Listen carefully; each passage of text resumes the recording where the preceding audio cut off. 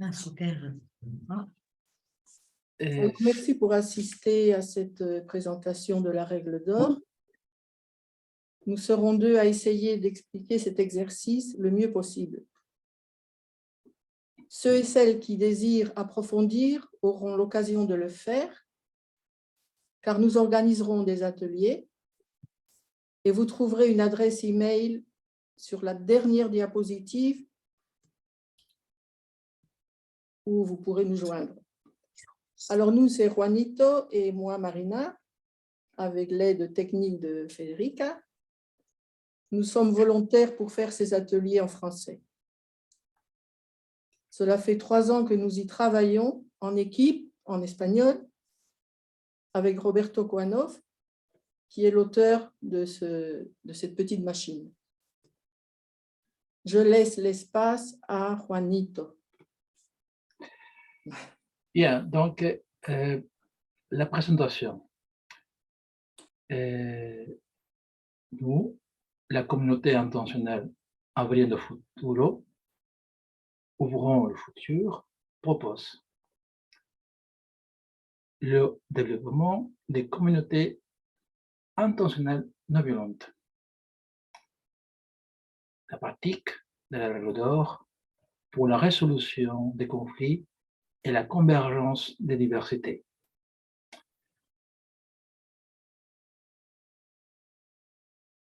Le oui et le non. Nous sommes à un important tournant historique de l'évolution de notre espèce humaine.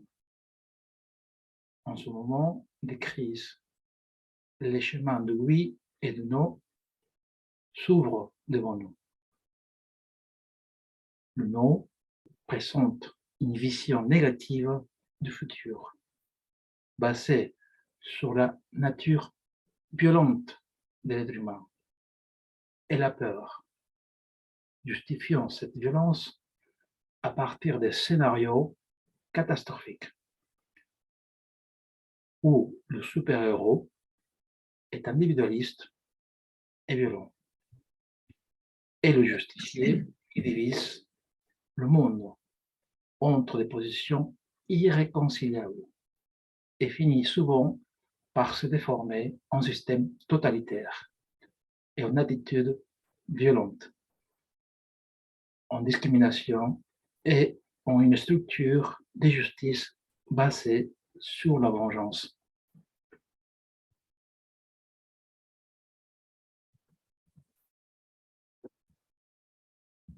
Cette vision de non divise et produit de la violence, de la contradiction, du ressentiment, de la fragmentation, merci, et conduit finalement à la destruction des groupes et des communautés. Silo Conférence Madrid, mission des années 80, 1981. Le si s'ouvre en direction du futur avec la foi et la confiance dans les autres, basée sur la co-organisation et la co-inspiration vers la solidarité.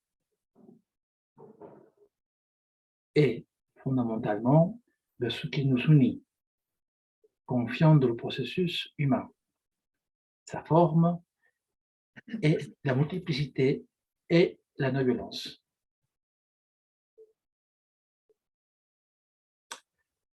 Intersubjectivité. Guidé par le si, notre propos est de créer des réseaux de communautés intentionnelles, non violentes, afin de promouvoir une vision humaniste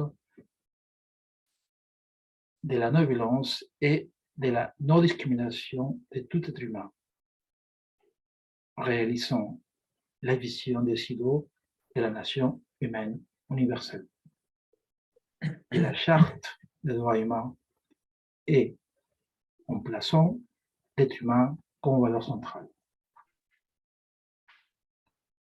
Toute communauté intentionnelle non violente se fonde sur le travail personnel en équipe. Apprenons à converger dans la diversité en reconnaissant l'autre et son paysage, dans l'intersubjectivité, avec la volonté d'écouter sans préjugés et liberté intérieure. Nous acceptons, et même plus, nous valorisons la multiplicité où chaque individu, à partir de son paysage particulier, peut être intégré dans un environnement de complémentarité et non-violence.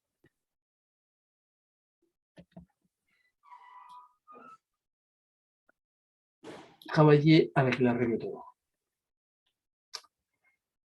Notre expérience d'outil est façonnée par la pratique soutenue de la règle d'or. Dans le judaïsme et l'humanisme universaliste, nous la connaissons comme le principe d'action valable, de solidarité. Lorsque tu traites les autres comme tu veux qu'ils te traitent, tu te libères.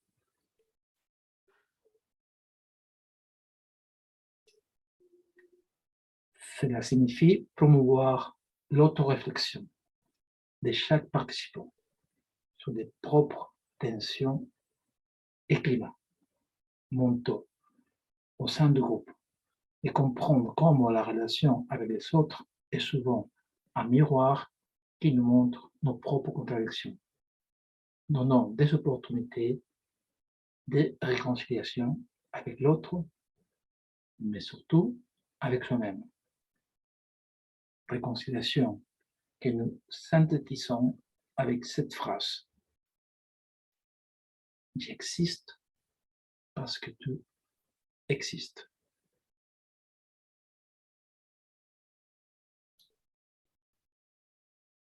Un état de conscience partagé.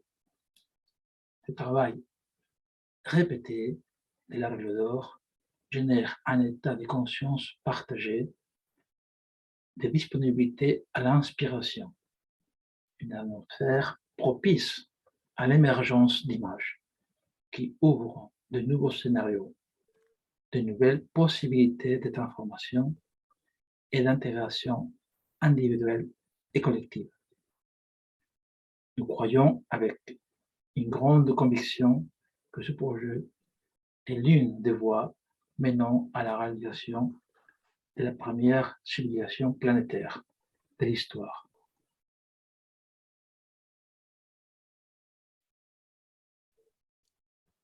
Silo a dit, son foi intérieur, il y a la peur. La peur produit la souffrance. La souffrance produit la violence. La violence produit la destruction. Par conséquent, la foi intérieure évite la destruction.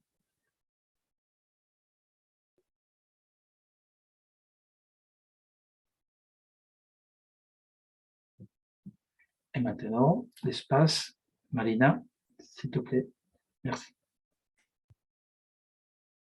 Donc, je vais continuer à lire un texte qui est d'une amie qui s'appelle Suzanne et qui nous a paru très beau. Et pourquoi cette pratique est-elle si importante? Pour construire un monde non violent, on doit admettre en premier lieu que nous sommes violents. Violents lorsqu'on se fait du mal et qu'on se laisse faire du mal. Lorsque nous ne prenons pas en charge nos émotions et que nous ne travaillons pas sur elles. Lorsque nous laissons cette négligence de soi nuire à nos proches ou à des inconnus dans une chaîne de souffrance sans fin.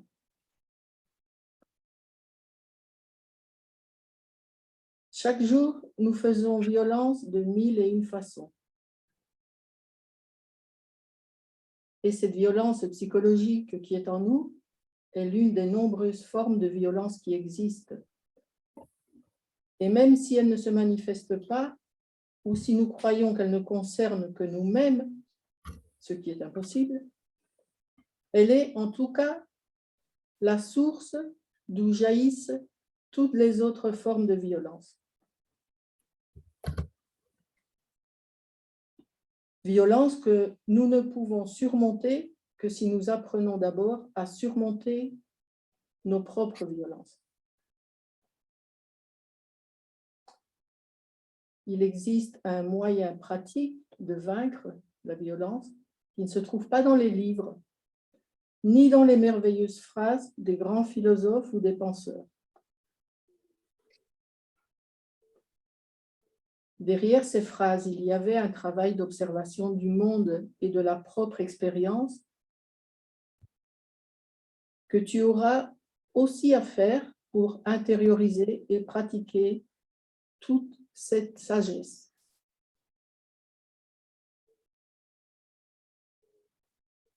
Il existe de nombreuses façons de travailler pour un monde meilleur. Voici un exercice, une pratique qui te sera utile en toute situation qui t'angoisse, qui te paralyse ou te démoralise. Un exercice que tu pourras faire à tout moment et qui va changer ton état d'esprit, qui va orienter tes actions et ta vie dans une direction cohérente.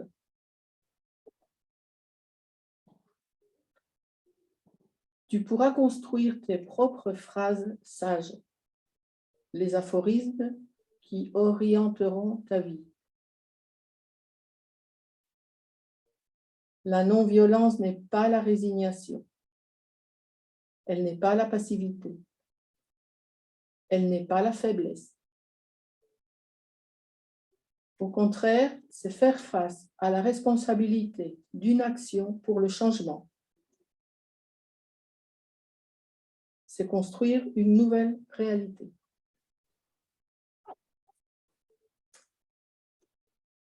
Mes amis, nous vous invitons maintenant à réaliser ensemble un exercice de la pratique de la règle d'or, qui est le travail que nous faisons depuis 3 ans dans la communauté intentionnelle et aujourd'hui sur le thème de la violence.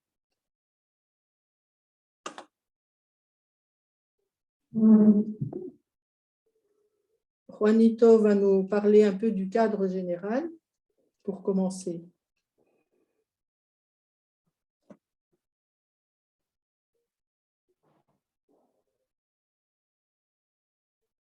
Le micro, Juanito. Pardon, merci Marina. Alors, lorsqu'on regarde amplement cette diapositive, nous pouvons immédiatement découvrir notre principe, la règle d'or. Lorsque tu traites les autres comme tu veux qu'ils te traitent, tout te libère.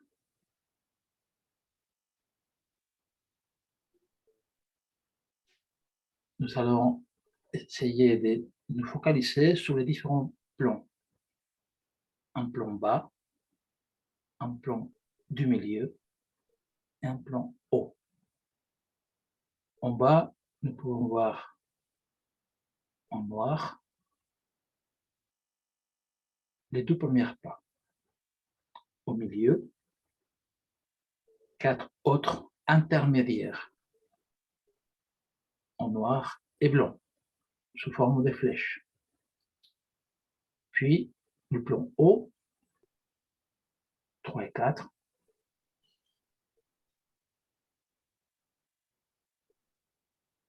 sur le côté latéral, pour moi à gauche,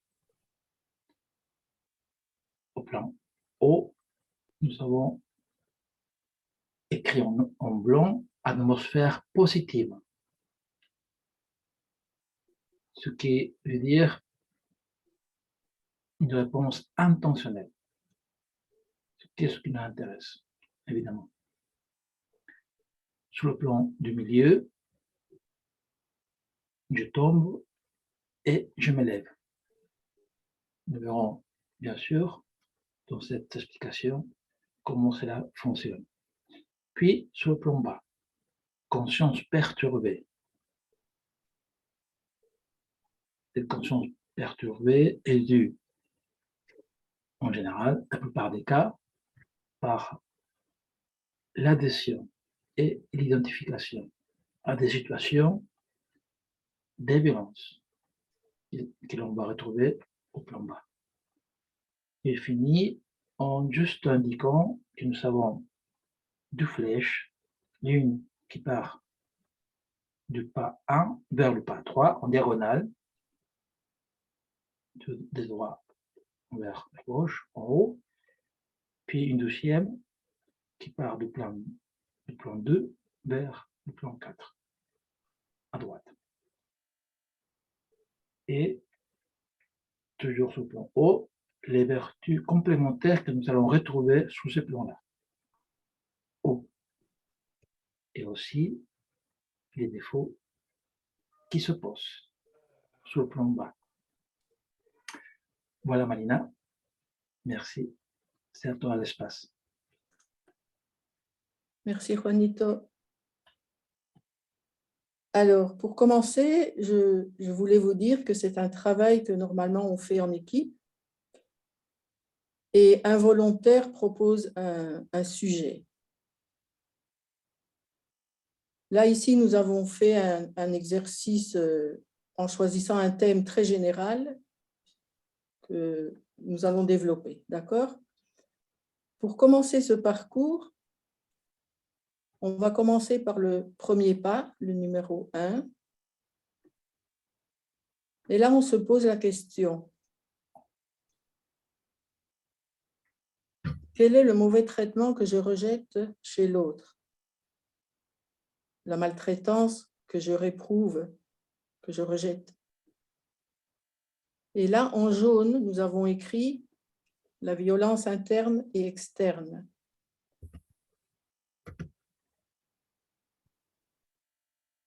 On continue, on va au pas 2. Et là, j'écris comment je me sens face à ce mauvais traitement que je reçois, du personnage que je rejette, évidemment. Et nous avons écrit « Je ressens de la souffrance, désintégration et déstructuration ». Là, je reconnais que je suis en conscience perturbée, mais aussi en adhésion et en identification.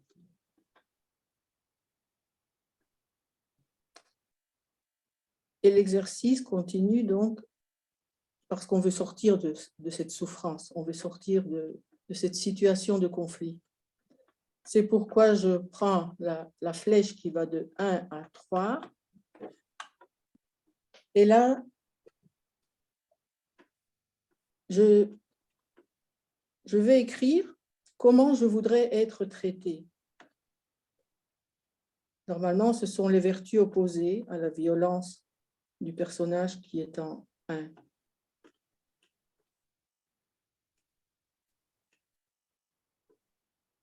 Là, on a écrit « Je voudrais du respect et un dialogue sincère ». Alors, ce que je demande pour moi, je le donne et je fais le premier pas.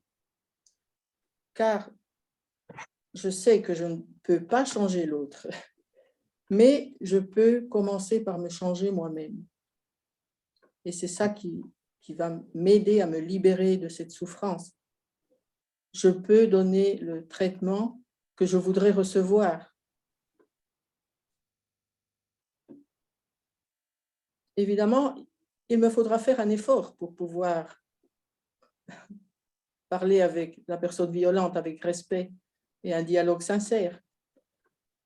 Et c'est là que nous passons au numéro 4, qui serait le contraire de 2. Et je me demande, bon, comment je vais le faire? J'ai besoin des vertus opposées à 2. Et on a écrit en ouvrant le futur par l'intégration et en reconnaissance de mes limites avec bonté. Une fois qu'on a fait les pas 1, 2, 3 et 4, on peut essayer de faire la première demande que nous avons ici dans la colonne de gauche. Et le mécanisme est simple. Devant 1, j'évite 2 avec le bon traitement de 3 et avec les vertus de 4. Donc, je reprends. Pour éviter la souffrance face à la violence, je décide de traiter les autres avec du respect et je reconnais mes limites avec bonté.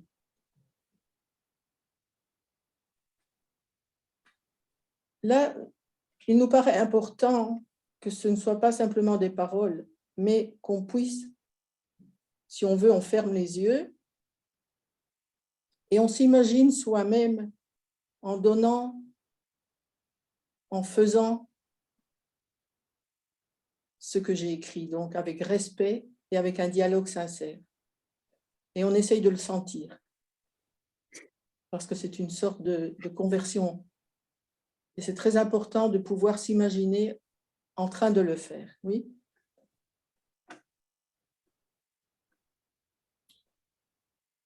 On pourrait arrêter là l'exercice, mais on va de toute façon vous expliquer comment on continue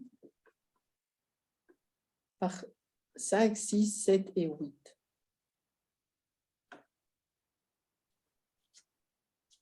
Parce qu'il y a des choses qui nous aident à remonter vers ce haut niveau d'atmosphère positive et de réponse intentionnelle.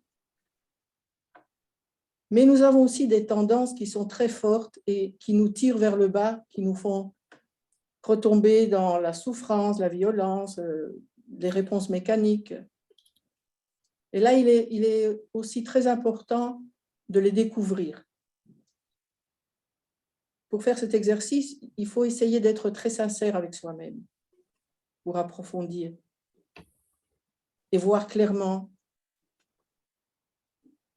ce qui nous arrive, d'accord? Alors, au numéro 5, on se demande quelles sont mes tendances qui me font retomber dans la souffrance, la désintégration. Bon, ici, comme exemple, nous avons écrit par individualisme et quand je n'écoute pas les autres, le manque d'écoute. Alors, ce qui est intéressant maintenant, c'est savoir ce qui peut m'aider à m'élever.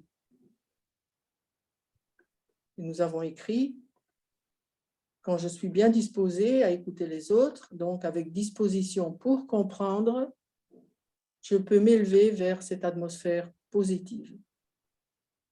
Traiter l'autre avec respect, établir un dialogue sincère. Une fois qu'on a terminé 5 et 6, on peut faire la demande ou l'aphorisme numéro 2.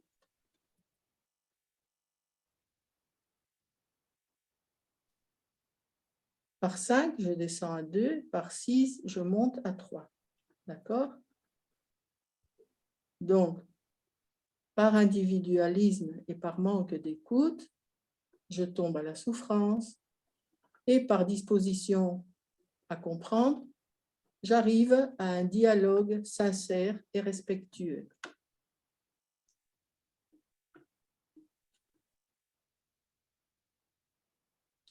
J'espère que je n'ai pas été trop vite et que jusque-là, on a compris.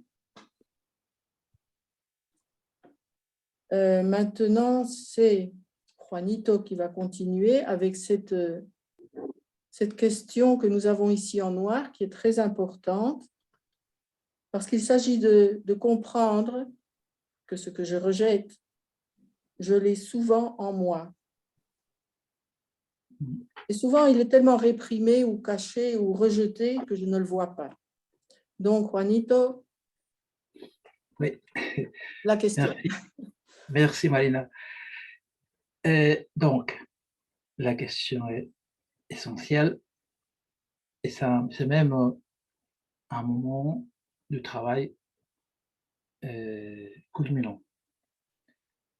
Parce qu'il s'agit de reconnaître finalement ce que je rejette, c'est-à-dire ce que j'ai signifié, qualifié au pas 1. Et dans cet exercice, la violence interne et externe que je vis. Donc, nous sommes au point de bifurcation dans lequel je me reconnais dans cette violence, comme je reconnais cette possibilité, cette liberté de m'en libérer. Donc, je sors du personnage, je sors de l'adhésion pour tenter de m'en libérer, ou du moins, d'en commencer à faire les premiers pas. Donc, retournons au pas 7. Après avoir donc répondu à la question du pas 4, comment je veux le faire? À la réponse étant en ouvrant le futur par l'intégration et la reconnaissance de mes limites avec bonté. Et dans l'exercice, je reconnais que je tombe par méfiance, mais aussi par arrogance. Je pense peut-être savoir, avoir raison, ou tout ce qu'on tente de lâcher prise grâce à ce pas 7 qui nous permet de reconnaître l'état en 1 quand je suis cette violence. Puis, le pas 8, de comment je me lève, je retourne dans ce chemin de libération. Et j'ai dit en faisant confiance. Bien sûr, confiance en moi-même, confiance en les autres. Nous allons conclure cette première explication par la demande numéro 3. Le mécanisme étant par 7, c'est-à-dire au pas 7, je descends à 1 et par 8, je monte à 4. C'est-à-dire par méfiance et arrogance, je tombe à la violence et en faisant confiance, j'ouvre le futur. C'est l'exercice que nous avons convenu, que nous avons préparé pour vous tous et toutes. Cependant, quelques petites recommandations du fait de l'expérience me paraissent importantes.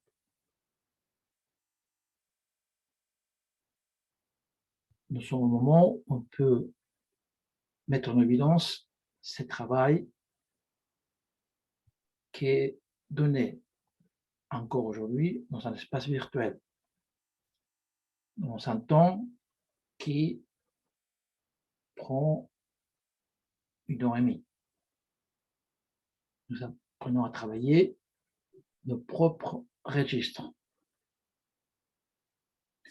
Ne travaillons pas de l'introspection en groupe, mais guidés par la règle d'or. Nous travaillons donc les tensions grâce au relax et le travail avec des images tendues quotidiennes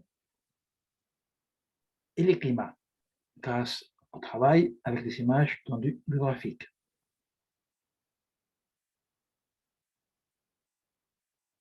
Nous travaillons et nous demandons ensemble grâce au volontaire ou à la volontaire.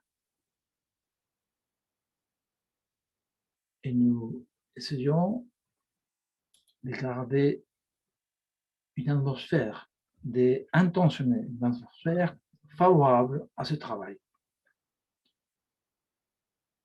avec du respect, avec du soin, et avancer de cette manière et faire avancer à celle ou celui qui nous le permet le moment donné. Merci pour ma part aussi. Et Malina, je te laisse l'espace. Erika pourrait avancer la dernière diapositive, s'il te plaît, Oui, merci Federica. pour la pratique de l'exercice. Nous avons une adresse email. Je ne sais pas si vous la voyez, elle est un peu claire.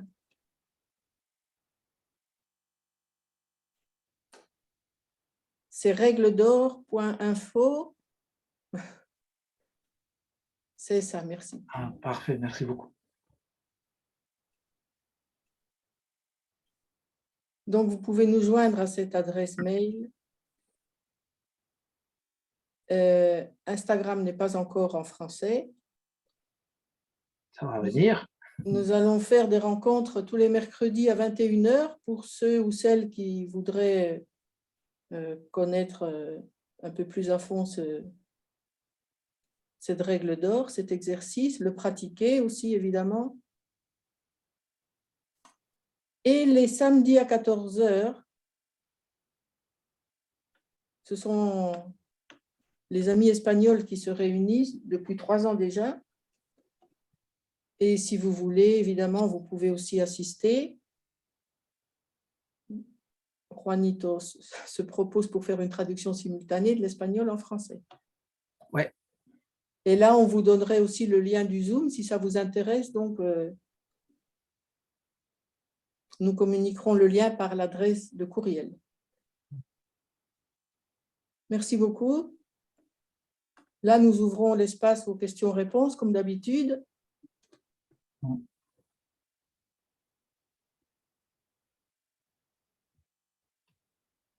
Merci Malina. Roberto, arigato. Oui, on va Merci, vous les amis. présenter l'auteur de la petite machine de l'exercice qu'on vient de présenter, qui est Roberto Coanov. Donc. Moi, j'aime appeler l'arbre de la vie. C'est Roberto. Que nous connaissons tous, je pense. Salut Eric. C'est bon de te voir ici aussi. Merci.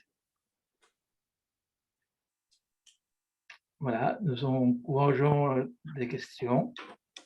Nous sommes tellement prêts qu'on a dit à Roberto, Roberto, il faut que tu sois là, parce que si jamais il y a une fuite d'eau, toi, tu es là pour nous apporter la réponse. Decía Roberto, estamos tan preparados que te hemos pedido estar con nosotros en caso de necesidad. Pero no creo que me necesiten. Acá estoy igual, pero ustedes están súper capacitados.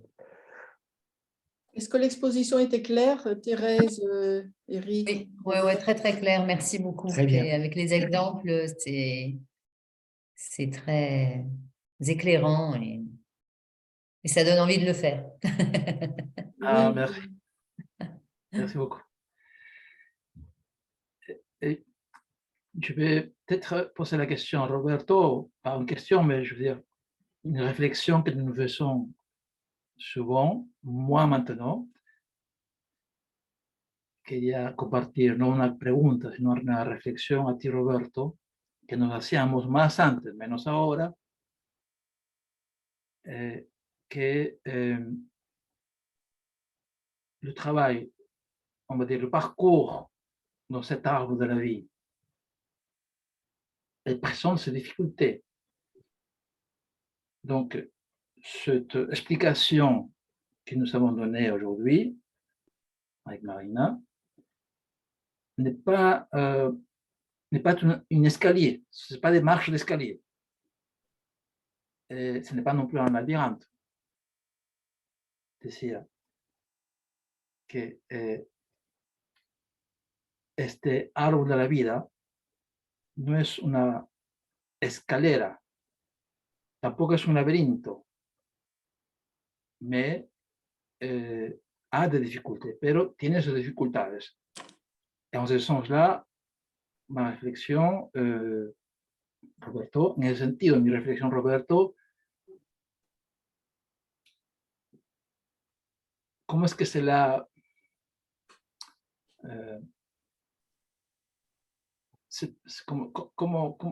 y de clé, como Roberto, hay llaves para intentar otro o nuevos caminos, il y a des clés ou d'autres chemins à faire pour cela. Roberto.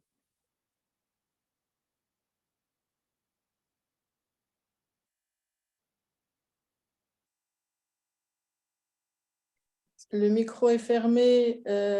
Abre el micro, Roberto. No, digo que hay muchos caminos para ir a lo profundo y volver para modificar el estilo de vida. Y todos se pueden profundizar y todos llevan por distintos lugares a lo mismo. Así que trabajar sobre el árbol de la vida es otro camino cercano, pero bueno, no sé cómo lo integraría en este momento en el que tal vez lo más interesante es ver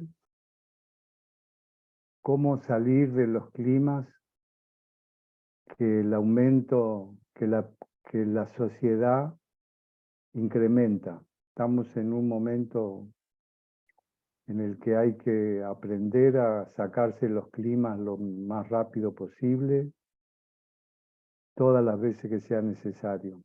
Eso, pero traduce, si no va a ser un lío. Vous comprenez l'espagnol, Eric et Roberto? Robert? Más o menos. Eric, je ne sais pas, sinon on traduit.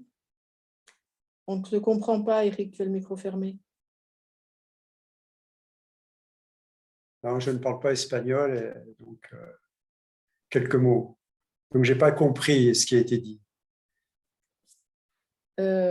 Bon, en résumé, Roberto parlait de la nécessité de se libérer des climats de plus en plus vite parce que l'entourage, l'environnement est de plus en plus chaotique aussi et violent. Donc, c'est une pratique qu'on fait très souvent, je dirais même comme une méditation quotidienne. Une fois qu'on a la mécanique en tête, ça se fait rapidement, mais bon, évidemment, il faut un petit temps d'apprentissage aussi. Cet apprentissage demande beaucoup de sincérité envers soi-même, je pense, mais permet de se connaître pour comprendre, et comprendre pour pouvoir changer nos comportements contradictoires qui mènent à la souffrance et à la violence. Donc, c'est très intéressant d'avoir cette agilité avec cette pratique, cet exercice. Parce qu'une fois qu'on a l'agilité, ça se fait très vite et on se libère.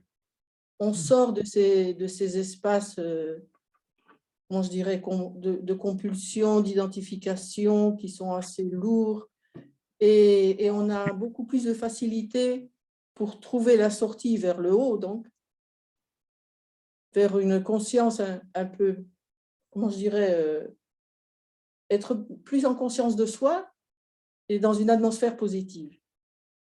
Et surtout, savoir comment y rester, parce qu'on a toujours la tendance à retomber. C'est un peu comme la loi de la gravité, non? Parce qu'on a toute notre vie derrière nous.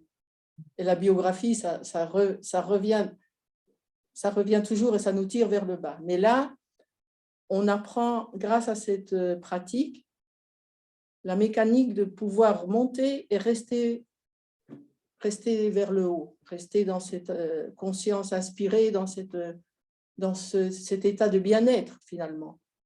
La contraire de la souffrance, c'est le bien-être, non? Et si on le fait en équipe, c'est beaucoup plus facile. Évidemment, on peut l'utiliser tout seul et on le fait tout seul aussi. Mais quand on est dans une équipe qui nous écoute et qui nous aide à voir les choses qu'on ne voit peut-être pas soi-même, le résultat est magnifique. C'est ce que je peux vous dire, quoi. Donc, je vous invite, si vous avez envie de pratiquer, ou le mercredi soir, ou le samedi en espagnol avec la traduction. Et vous avez pris note de l'adresse email, n'est-ce pas? Oui. D'accord. ¿Qué dice Teresa? Je ¿Quieren- voudrais profiter pour saluer Ndiaga, qui participe du Sénégal, Ah, demander s'il a des questions, s'il pouvait suivre bien la présentation, parce que je S'il sais te qu'il a plaît. l'intérêt de faire des présentations au Sénégal aussi. S'il te plaît, Diaga. Bonjour à tout le monde. bon après-midi. Je Aló, suis très heureux de me joindre à la réunion. Merci beaucoup. Et bon, j'ai pris bonne note de l'heure. Et aussi, je suis très content aussi de pouvoir être dans le groupe en français. Surtout que l'idée pour moi, c'est après de pouvoir faire partager ça aux autres à notre centre qui est là, à Dakar. Donc, encore une fois, merci beaucoup. Et j'espère être présent à toutes les réunions dorénavant. Merci beaucoup. On sera très heureux de vous avoir avec nous. Merci. Oui, merci. C'est génial. Je vais partager la présentation qu'ils ont fait ici dans la chat, ainsi que vous pouvez les télécharger. Et après, il y aura aussi la registration disponible. OK. Ça marche, Fédé. Merci. Merci à tout le monde. Merci.